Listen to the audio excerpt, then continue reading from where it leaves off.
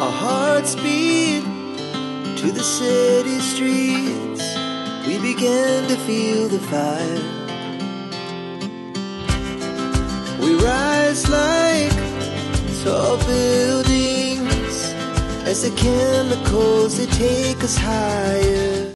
중국에서 새로운 코로나 바이러스가 발견되었다고 합니다. 미국의 상무장관은 한국 기업들에게 10억 달러 이상 앞으로 투자를 해야만 지원을 하겠다라는 내용을 얘기하고 있습니다. 한국은 50년 뒤에 빚이 7,300조 원으로 늘어난다고 합니다. 국민연금은 57년에는 고갈이 될 예정이라는 정보가 나왔습니다. 남미의 제규어가 남성 정력에 좋다라고 소문이 나면서 이것이 모두 중국에 팔려나가고 있다고 합니다.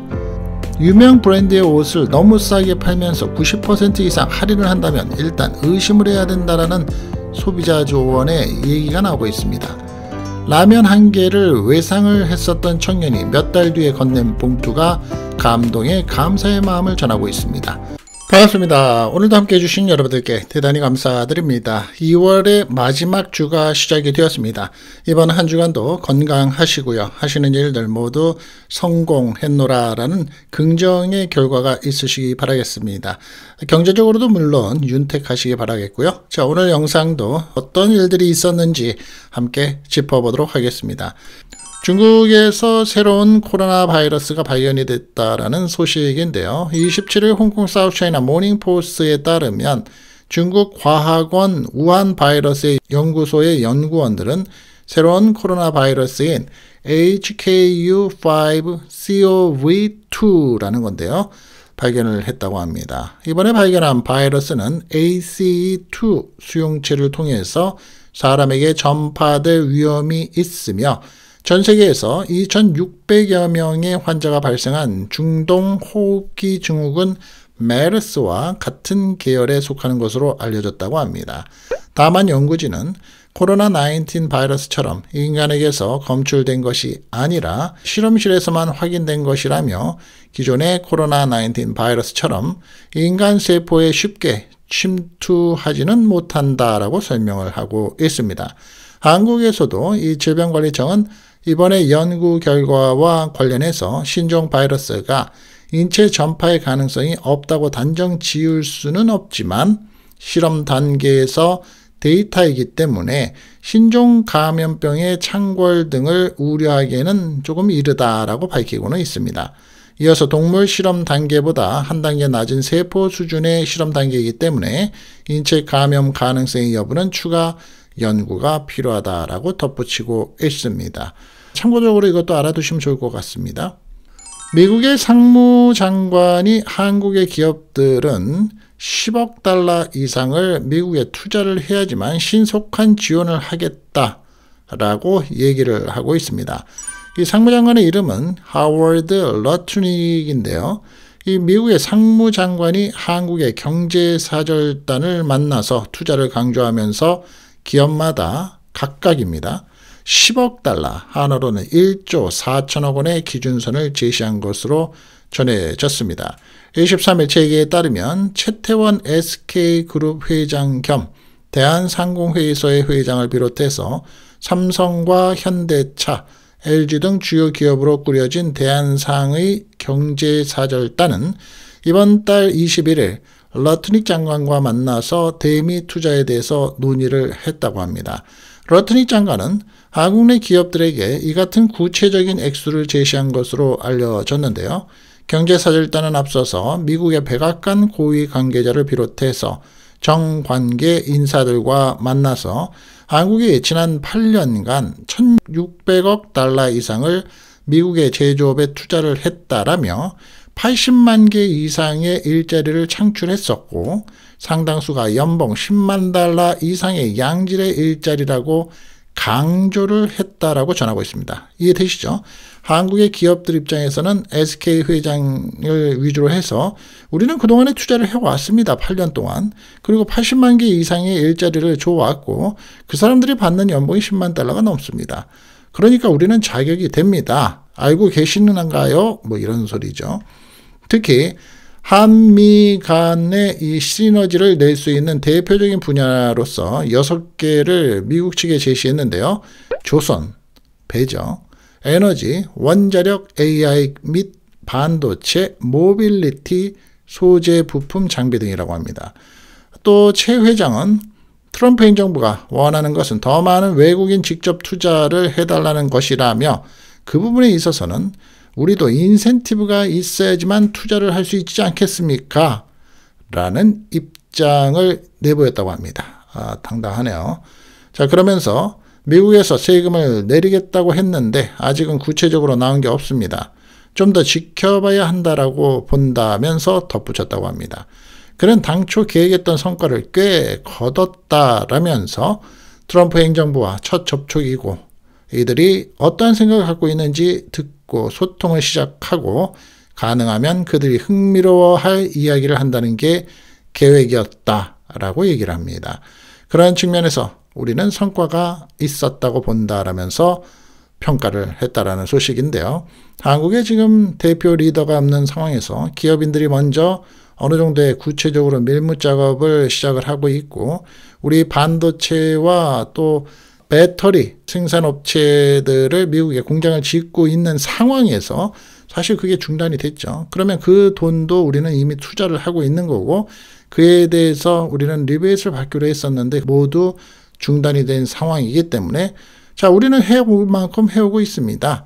그러니까 사탕을 좀 줘야 되지 않습니까? 당근과 채찍이 있어야 되는 거 아니에요? 라고 얘기를 했다는 의미죠. 한국에서 발표를 했습니다. 50년 뒤 2025년 플러스 50년도는 2075년이 되겠죠. 한국의 빚은 7,300조 원에 이른다고 합니다. 그리고 앞으로 2057년에는 국민연금이 고갈이 될 수도 있다라는 얘기가 나오는데요. 이것도 좀 알아두시면 좋을 것 같습니다. 국민연금의 적립금이 2057년에 바닥을 보일 것이라는 전망이 나왔습니다. 국가 채무는 50년 뒤 7,300조 원을 돌파할 예정이라고 하고요. 현재의 6배에 달하는 수준이라고 합니다. 국회 예산정책처의 2025년부터 2072년 장기 재정 전망 보고서에 따르면 국민연금의 기금의 누적 적립금은 2039년 1936조 9천억 원으로서 정점을 찍는다고 하고요. 기금은 2040년부터는 적자를 기록한다고 합니다. 2057년에는 완전히 고갈될 것으로 예측을 하고 있고요. 사학연금 기금의 누적 적립금은 더 빨리 고갈이 될 거라고 합니다. 2027년에 28조 2천억 원으로서 정점을 찍고 2028년부터는 적자로 전환이 된다는 겁니다. 2042년에는 완전히 고갈될 것으로 예측이 되고 있고요.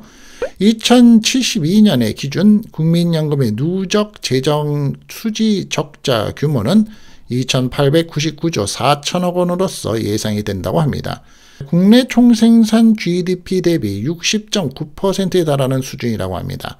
사학연금 누적의 재정 수지 적자 규모는 2072년 128조 9천억 원으로서 GDP 대비 2.4% 수준이라고 합니다. 나라 빚의 급증은 정부의 수입보다 지출이 더 크기 때문이라고 합니다. 가장 큰 원인이 뭘까요? 바로 생산 연령의 인구입니다. 즉 일을 하는 사람들의 연령의 인구가 15세부터 64세 나이인데요. 감소가 되고 고령 인구, 즉 65세 이상이 증가를 하기 때문이라는 겁니다. 생산 연령의 인구는 현재 3,591만 명에서 2072년 1,658만 명으로 줄고 고령 인구는 1,051만 명에서 1,727만 명으로 늘어난다고 합니다. 버는 사람보다 쓰는 사람이 많아진다라는 얘기죠. 그러나 가운데 미국 같은 경우에도 사회보장연금이 없어질 것이다 라는 얘기가 계속해서 나오는 것도 일맥상통하는 얘기다 싶습니다.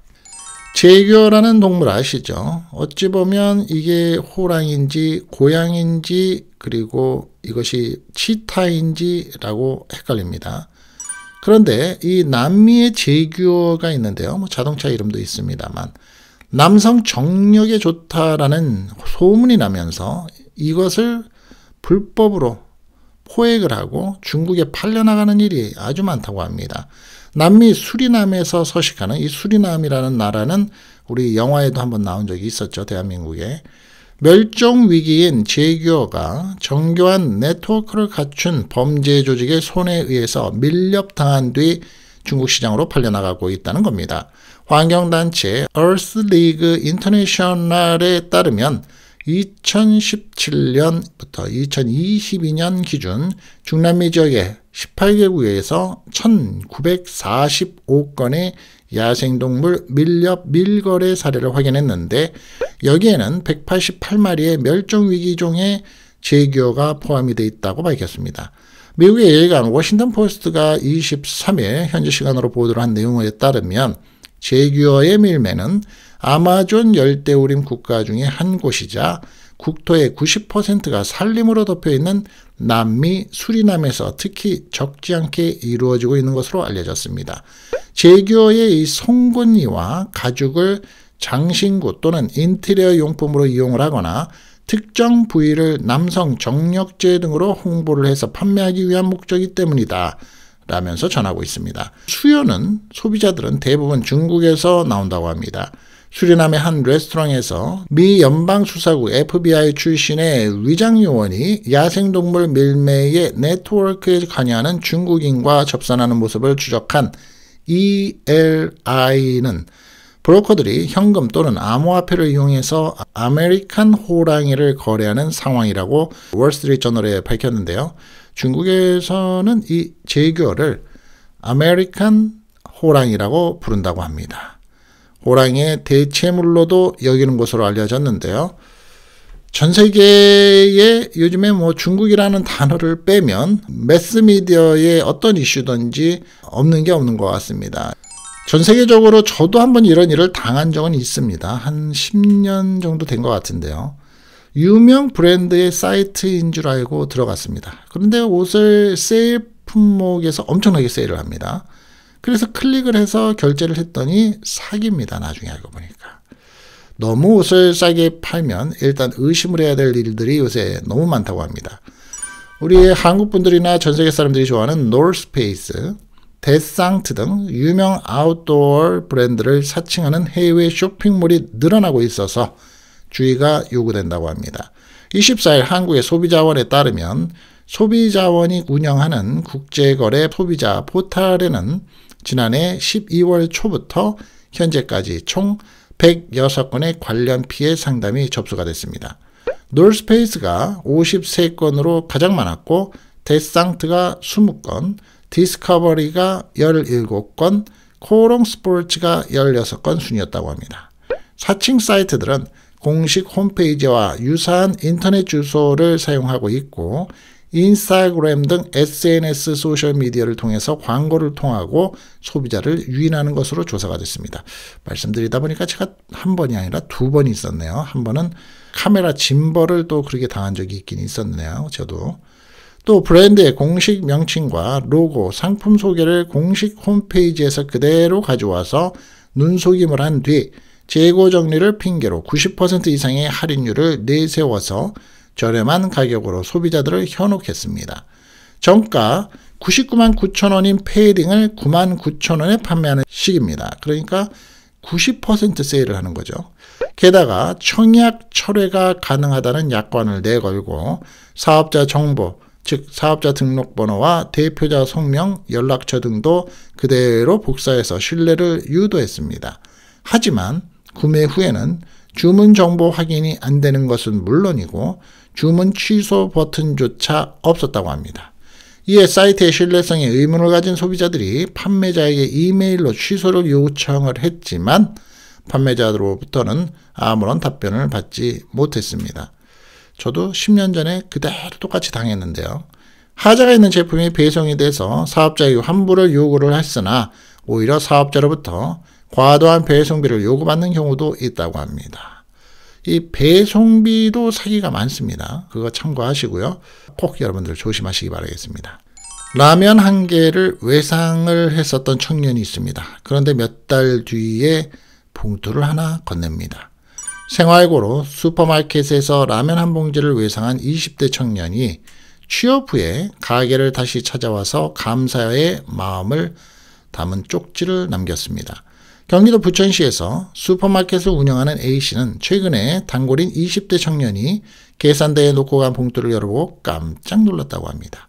봉투에는 손글씨로 많은 금액은 아니지만 두 분 외식하실 때 보태 쓰시면 기쁠 것 같습니다. 덕분에 살아있습니다. 감사합니다. 라고 적힌 쪽지와 함께 현금 20만 원이 담겨 있었습니다. 기억을 더듬어 보던 A씨는 평소 캔커피를 즐겨 사가던 청년이 몇 달 전에 열심히 다니던 직장에서 실직을 해서 너무 형편이 어렵다라면서 라면 한 개를 외상으로 달라고 부탁했던 사실을 떠올렸습니다. 당시에 A씨는 청년의 처지를 딱하게 여겨서 즉석 밥과 카레, 라면 등 5만 원어치의 생필품을 챙겨줬다고 합니다. 이후에 구직에 성공한 청년은 몇 달 만에 가게를 다시 찾아와서 A씨에게 현금과 함께 고마움을 표현한 겁니다. A씨는 나중에 청년에게 현금을 돌려줬지만 훈훈한 여운은 오랫동안 가시지 않았다고 합니다. A씨의 사연은 부천시가 취약계층 발굴 지원을 위해서 시행 중인 온스토어 사업을 통해서 알려졌다고 하는데요. 온스토어라는 것은 슈퍼마켓, 편의점, 약국, 반찬가게 등 동네 가게 종사자들이 주변에 어려운 이웃을 발견해서 물품을 만약에 지원을 하면 부천시가 기금에서 비용을 보존해주고 현장 조사를 거쳐서 필요한 복지 서비스를 제공하는 민간협력 복지 사각지대 지원 모델이라고 합니다. 이런 게 있었네요. 저도 처음 알았습니다만 굉장히 좋은 프로그램인 듯 싶습니다. 우리가 곳곳에서 이렇게 자세히 쳐다보면 정말 힘들게 살고 있고 나같이 살고 있지 않은 사람들이 주변에 참 많습니다. 그런데 도와줄 길이 직접적으로, 직간접적으로 없을 경우나 모르는 경우가 대부분이죠. 그런데 이 슈퍼마켓 굉장히 좋은 아이디어네요. 어쨌든 먹을 것을 먹기 위해서는, 필요한 것을 사기 위해서는 이 슈퍼마켓이나 가게에 들러야 되는데 가게 주인들한테, 그런 사람들한테 협조를 해서 제공을 하게 되면 그 돈에 대한 경제적인 비용이 든 것에 대해서 시가 지원을 해주겠습니다. 이런 프로그램이라고 하는데 굉장히 좋습니다. 자, 이 청년 분명히 성공할 것입니다. 은혜를 갚을 줄 아는 이 청년은 분명히 그런 정신 상태와 마음을 가졌기 때문에 취업이 다시 됐고 앞으로 승승장구하면서 결혼도 잘해서 아주 행복한 노년까지 양심 있는 그런 삶을 통해서 아주 평온한 가정이 이루어지기를 저는 믿습니다. 그리고 정직하게 살고 남한테 해코지하지 않고 살아야 된다는 그런 당연한 겸허한 상황을 다시 한번 배우게 됩니다. 자, 오늘 제가 준비한 영상은 여기까지입니다. 오늘도 끝까지 함께해 주신 여러분들께 대단히 감사드리고요. 자, 오늘 편안한 시간, 한 주간도 건강하시기 바라겠습니다. 감사합니다. Our hearts beat to the city streets. We began to feel the fire. We rise like tall buildings as the chemicals they take us higher.